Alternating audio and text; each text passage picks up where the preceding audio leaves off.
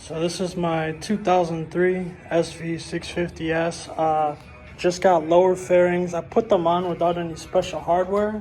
All I had to do was they have three holes. I guess four technically, if you count the frame slider hole.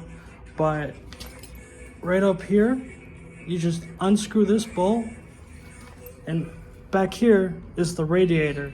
It has two bolts on the side, top one and the bottom one on both sides. Take off the bottom bolt, and you can loosen the radiator too, because it might not line up perfectly.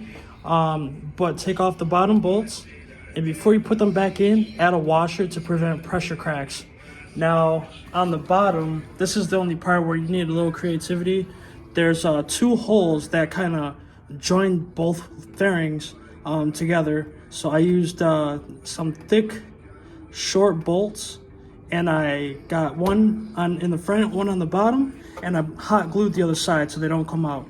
You could put, a bolt with a nut on the other side, whatever you want to do. This just, this was easiest and quickest for me because I just wanted to mock it up and see what they look like, finally bolted up.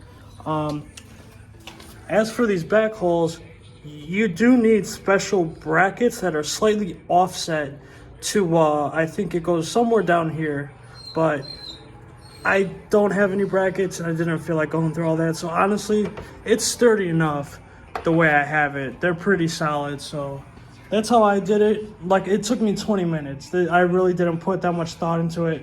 I just used whatever I had, and for now it'll do. Eventually I do want to get the frame sliders, no cut of course, because the original frame sliders won't match up with the holes on these fairings, and it's like 130 bucks I think for the kit.